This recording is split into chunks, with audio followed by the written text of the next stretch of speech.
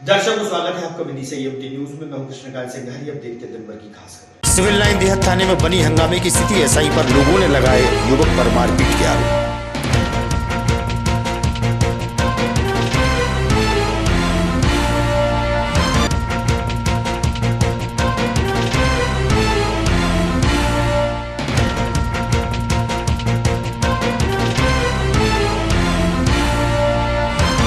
सर्वपितृ मोक्ष अमावस्या के अवसर पर तर्पण के लिए बेतवा नदी पहुंची बड़ी संख्या में लोग। मंत्रोच्चार के साथ हुआ तर्पण।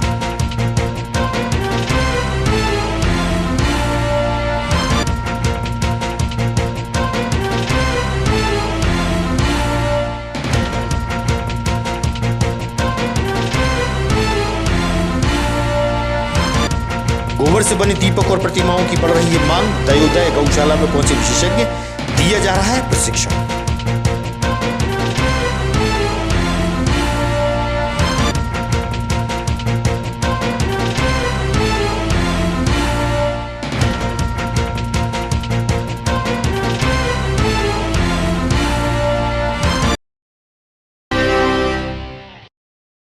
दर्शकों को स्वागत है आपका विधि से एमटी न्यूज में। मैं हूं कृष्णकांत सिंघारी। अब देखते हैं दिन भर की खास खबर। सिविल लाइन रोड स्थित देहात थाने में हंगामे की स्थिति निर्मित हुई।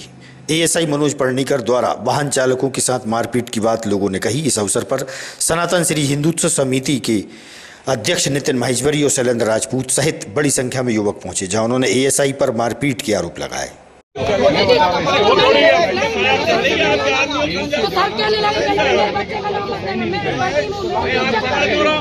बैठ जाओ आप तो। मैं उसी में थाने में बच्चे को मारा इनने। 1 लाख लोग मौजूद है उसमें। कैमरा है। मैं रोड पे चल के सर आप बात करिए, कार से खुद बात करिए आप सर। मैं बात कराती हूँ आपको। नहीं आप बात करिए, पहले बात करिए सर। आप बात करिए, आप सही है तो बात करो ना। करो आप। एसपी साहब से करो। सर नमस्कार। बच्चों गाड़ी तुम भाग रही है। मैं खुद आंखों से देख रहा हूँ भाई। एक बार आपने मेरे लड़के को ही थप्पड़ मारा था।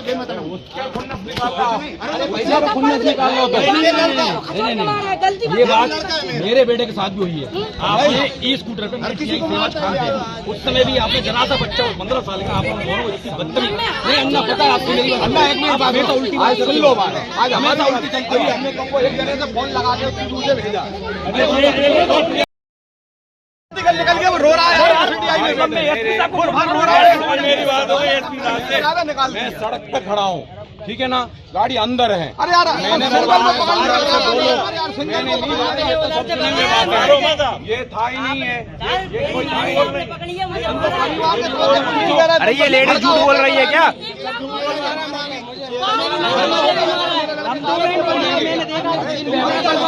नहीं बोला। गाड़ी छोड़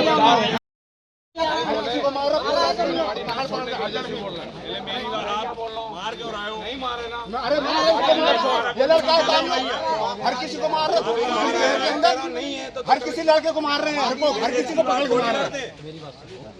शांति से बात करो। शांति से कर रहा ना तो वो। अरे हर किसी को भाई आपका कल्चर है ना, सबको मालूम है। आप मारते हो जान करके मारते मारते हैं। झूठ बोल रहा है। मैं झूठ बोल रहा हूँ। तुम झूठ बोल रहे हैं। उनको सरासर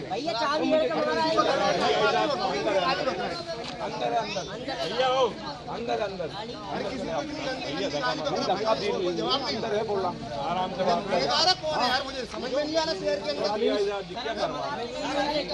के अंदर बच्चों को यदि गाली बकरा भाई साहब कुछ मत पूछो।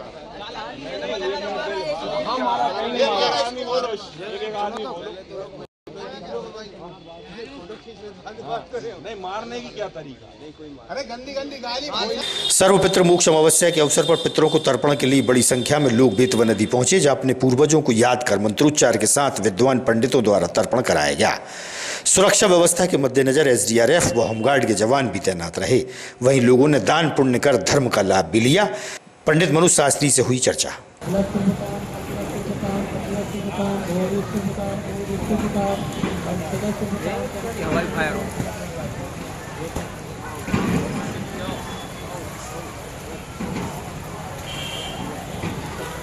अब राम घाट की तरफ मुंह करने में क्या है इस अवसर पर आज बड़ी संख्या में उनके वंशज पहुंचे, किस तरीके की सुरक्षा व्यवस्था के इंतजाम आपके द्वारा किए गए? आज पितृमोक्ष अमावस्या पर बेतवा नदी के विभिन्न घाटों पर सुरक्षा व्यवस्था की दृष्टिगत हमने होमगार्ड और SDRF के जवानों की ड्यूटी लगाई है, जिसमें मुख्य रंगाई घाट, बेतवा घाट, महल घाट, घनश्याम घाट आदि प्रमुख घाट हैं जहाँ हमारे जवान बोट, मोटर बोट और लाइफ जैकेट लाइफ साथ तैनात है। इसके अलावा गंज बासौदा, सिरौंज, लटेरी, कुरबाई सभी जगह पर हमारे जवान विभिन्न घाटों पर जहाँ भी तर्पण होता है सभी जगह तैनात है। पितृभ्यः स्वदायिभ्यः स्वधा नमः, पितामहेभ्यः स्वदायिभ्यः स्वधा नमः, प्रपितामहेभ्यः स्वदायिभ्यः स्वधा नमः। अक्षन्न पितरो मीमनंत पितरो शुद्धन्धन्वा। पिता पितामह प्रपितामह, माता मातामही प्रमातामही, नाना नानी और नानी आदि आदि, ये सब इनकी प्रसन्नता के लिए, इनसे अपन को सुख प्राप्ति के लिए सनातन धर्म में ये महालय के विराम दिवस पर आज सर्वपितृ अमावस्या का आयोजन होता है। आप पितरों की आराधना करें, पितरों को तर्पण करें, पितरों को जल दें, घर आकर पंचबली निकालें। जो भोजन आपका बना हुआ उसके 5 फूट निकालकर 5 जगह उसको विभाजित करके, एक गाय के लिए, एक स्वान के लिए, एक पीपल के लिए, एक चींटी आदि के लिए, एक अतिथि आदि के लिए, एक कौआ के लिए, ऐसा ये 5 फूटों को विभाजित करके घर में आप दें। अपने पितरों से करबद्ध होकर हाथ जोड़कर दक्षिण की तरफ मुख करके उनसे प्रणाम करते हुए क्षमा याचना करें कि हे पितृदेव, इस महालय में जो हमसे यथाशक्ति बना, हमने आपके निमित्त वो श्राद्ध तर्पण आदि जो बन सका वो किया। अगर उसमें कोई त्रुटि रही हो, कमी रही हो तो हमको बालक समझकर क्षमा करें। हमारे घर में धन से, दौलत से, राज से, लक्ष्मी से भंडार भरपूर रखें। हमको सुख प्रदान करने की कृपा करें, जिसके निमित्त हमने आपकी सेवा, आराधना और पूजन की। गोबर से बने दीपक व प्रतिमाओं की मांग बढ़ रही है। पशु विभाग के अधिकारी ने चर्चा के दौरान बताया कि ये कंपनी द्वारा 7 लाख रुपए के दीपक की मांग है। वहीं जिले भर में करीब 150 गौशाला हैं। उदयगिरी के पास संचालित दयोदय गौशाला में विशेषज्ञों द्वारा प्रशिक्षण दिया जा रहा है। ग्वारफली का आटा, ग्वारफली का जो बीज रहता है उसके अपन सब्जी खाते हैं, ग्वारफली का उसके बीज का मतलब आटा, तो वो नहीं, तो मेथी दाना को अपन गोद मिला सकते हैं। अब गोद में क्या क्या होती है, क्या क्या मिला सकते हैं? जैसे सबसे ज़्यादा मतलब मैदा लकड़ी बोलते हैं, मैदा लकड़ी, कोई लकड़ी है मैदा मतलब उसका पाउडर बुरादा, उसको बहुत चिपकता है मैदा लकड़ी, मतलब मिलती है बाजार में। और उसके साथ में 200 से 400 ग्राम तक चिकनी मिट्टी, मतलब कोई भी चिकनी मिट्टी लगती है। अब इसके बाद उसमें जमीन उसको बांधने के लिए डांगी कहाँ के रहने वाले? नन्ही गौशाला जैतपुर सरोन से। क्या सीखा आपने यहाँ पे दीपक बनाना सीखा हमने जी। पहले गोबर का चूर्ण लेते हैं। अच्छा, दीपक जो बनाएंगे आप गोबर से, तो जी, लाभ क्या होगा? जनता को लाभ क्या होगा? गौ माता को क्या लाभ होगा? गौशाला को क्या लाभ होगा? क्या होगा? क्या होता है, ये मिट्टी का जो दिया होता है वो मिलता नहीं है, पका हुआ होता है वो मिलता नहीं है। ये गोबर का दिया होता है ना, ये इसका खाद बन जाता है। ये इससे क्या होगा, मिट्टी सही रहेगी, प्रदूषण नहीं होगा इससे, इसलिए ये मिट्टी में मिल जाता है, इससे ये फायदा रहेगा। ये कौन सा स्थान है और यहाँ पर किस तरीके की किनको विशेष ट्रेनिंग दी जाती है? ये आज ये गो में दीपक बनाने का एक अपेक्षा रखी थी, गौशाला संचालकों से कलेक्टर साहब ने अपेक्षा की है कि दीपावली के पूर्व 1 करोड़ गो में दीपक बनाना के लिए उनको लक्ष्य दिए जाए, उनसे अपेक्षा की गई थी। उसी कड़ी में ये अपेक्षा, हम लोग थोड़ा लेट है, कलेक्टर साहब ने 20 एक दिन पहले बोला था, लेकिन क्योंकि पानी गिरता रहा लगातार और हम वो नहीं कर पाए, तो अभी 5 दिन से मतलब ये लगातार प्रशिक्षण चल रहा है। हमने एक मैंने ब्लॉक वाइज ब्लॉक ऐसे गौशाला संचालकों को बुलाया था और वो स्थल भी चयन किया था उदयगिरी गौशाला, क्योंकि ये उदयगिरी गौशाला जो है ये सब अपने जिले की सबसे बड़ी गौशाला है। और क्योंकि गौशाला संचालकों को या उनके प्रतिनिधियों को, गौशाला से जुड़े लोगों को ही प्रशिक्षण देना था, तो एक पंथ दो काज के उद्देश्य से हमने इनको यहाँ पे बुलाया था। यहाँ बहुत सारी व्यवस्थाएं इनको दिखाई है, जो अच्छा लगने पे ये उसको रिप्लिकेट करेंगे, अपनी गौशालाओं में उसको लागू करेंगे।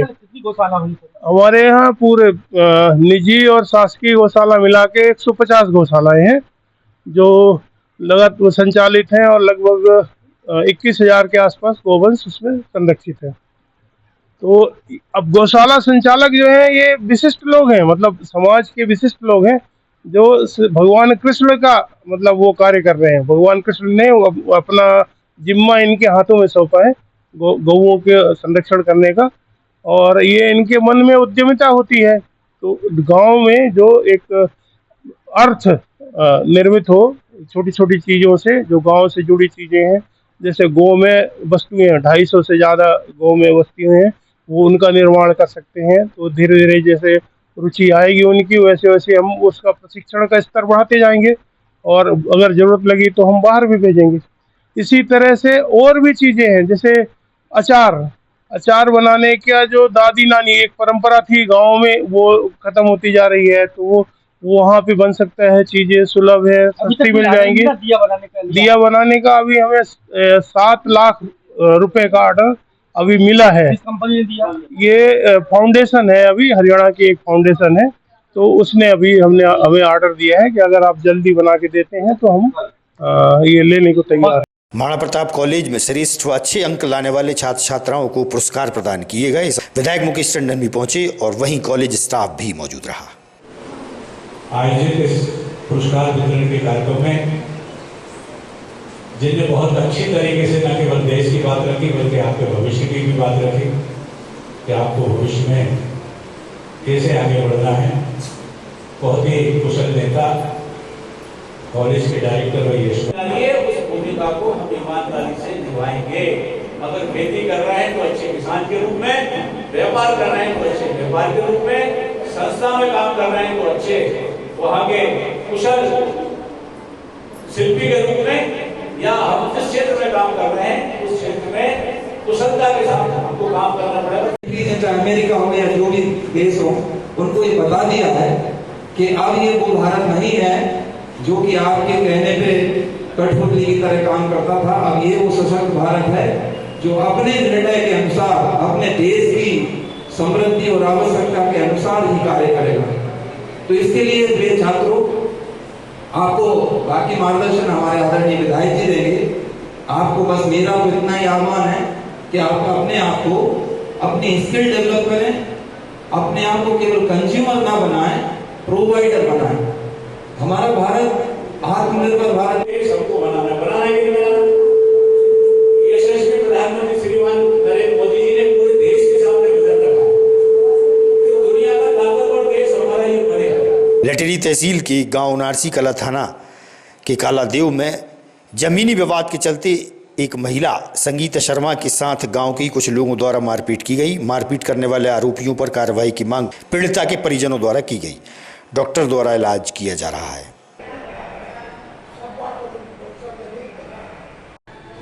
क्या मामला है? जो सर, मेरी लड़की कचरा फेंकने गई थी अपनी निजी ज़मीन में। ताऊ के नाम ज़मीन है, उनके पैतृक संपत्ति है हमारी, और इनको उनने मारा। ये भर्ती है, कौन है आपकी? मेरी पुत्री है। अच्छा। लाठी, डंडा, हसिया। किन किन लोगों ने मारा है? 4 लोगों ने। क्या नाम है उनके? उनके भगवती प्रसाद है, पप्पू है और राकेश है, अजय है। किस बात को लेकर झगड़ा हुआ? कचरा फेंकने गई थी लड़की। अपनी ज़मीन है, ताऊ के नाम है, मेरे भाई के बच्चे के और भाभी के नाम। अच्छा। वो पुराना घर है सर। तो अभी क्या स्थिति और किस हॉस्पिटल में भर्ती है? विधि साहब है सर, वहाँ से रेफर कर दिया है। लड़की की 6 महीना पहले ही ऑपरेशन हुआ था, बच्चा हुआ था, दर दर के भटक रहे हैं, जिसको आपकी वीडियो प्रसिद्ध कर दी गई है मारपीट की। अच्छा, FIR वगैरह की क्या? FIR हो गई सर। तो क्या कार्रवाई हुई उस पर? कार्रवाई का तो पता नहीं है सर, अब उन्होंने भेजा है, रेफर करें, पहले इलाज कराओ भैया। साथ में कोई नहीं आया वहाँ से आपके? न आए थे, उनारसी कला के पुलिस वाले लटेगी तक। ठीक जी। तहसील क्या मामला है? लड़ाई हो गई, मैं कचरा डालने गई थी तो वो लोग कहने लगे हमारी जगह में नहीं डालने दे रहे थे। और लड़ाई किससे हुई? क्या नाम है उनके? वो भगवती प्रसाद डंडा लेके मुझे मारने आ गए। फिर उनके लड़के आ गए, पप्पू, राकेश, अजय। किस बात को लेकर आए डंडे ऊपर से? वो कचरा नहीं डालने दे रहे थे, बोल रहे थे हमारी जगह हम नहीं डालने देंगे, डालेगी तो हम मारेंगे। मारने ही लगे, फिर तो मार मार के मुझे बेहोश कर दी, पंजा रखा है एक उस पर मुझे गिरा दी। और हंसिया, किसी के हाथ में हंसिया, किसी के हाथ में लाठी, किसी के हाथ में लोहे के डंडा, सब लोग ले हैं। मेरे पास वीडियो है। वीडियो है आपके पास? हाँ मेरे पास है। और मुझे इतना मारा, मैं मार मार के मुझे बेहोश हो गई। फिर मुझे पता नहीं किसने मुझे उठाया, किसने मुझे लेके आया, फिर मुझे पता नहीं है। फिर किस हॉस्पिटल में आप? सरकारी हॉस्पिटल विदिशा। ये कालादेव गांव से आए हैं, नदी की रेफर होकर आए हैं सोनोग्राफी के लिए।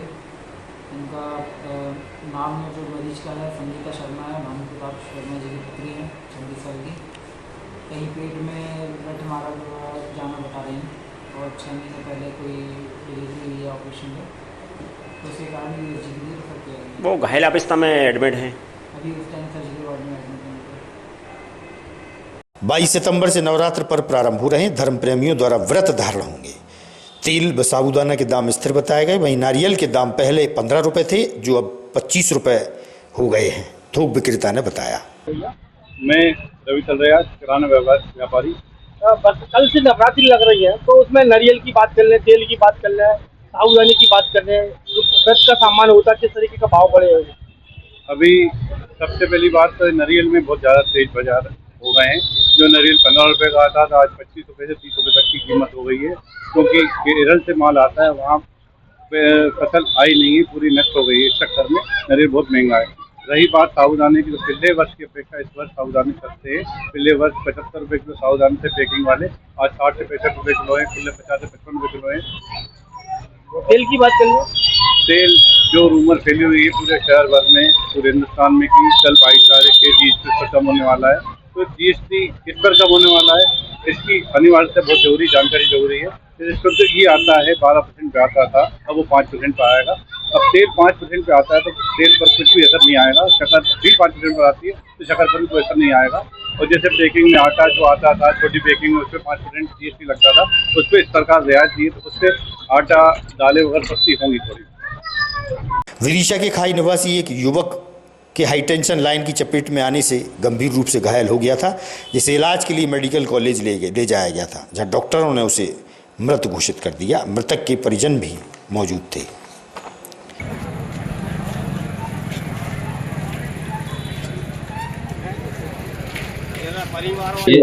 मेरा नाम यूसुफ कुरैशी है।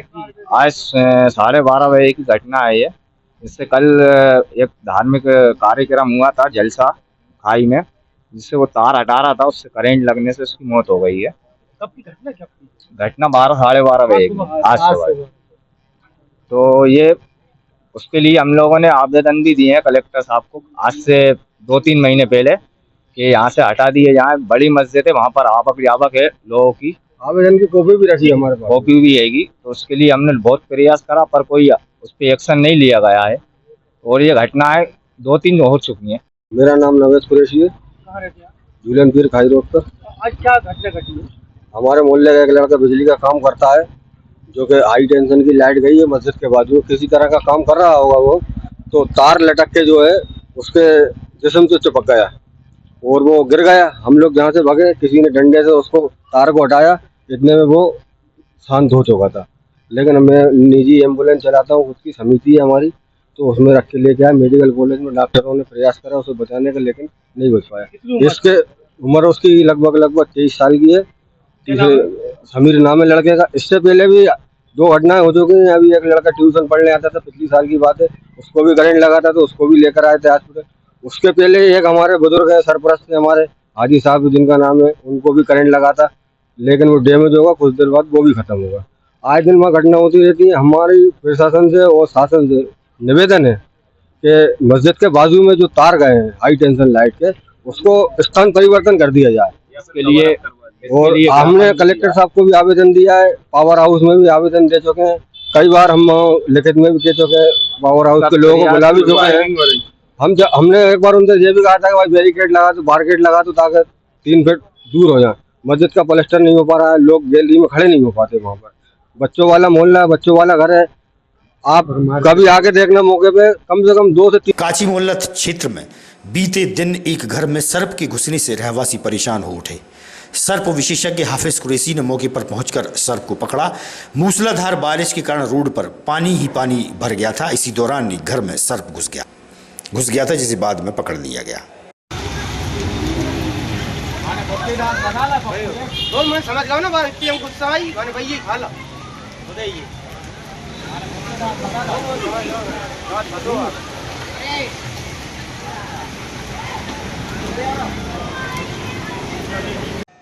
आगामी खबरों के लिए आप देखते रहिएगा विधि संयम न्यूज। हमें दीजिए इजाजत।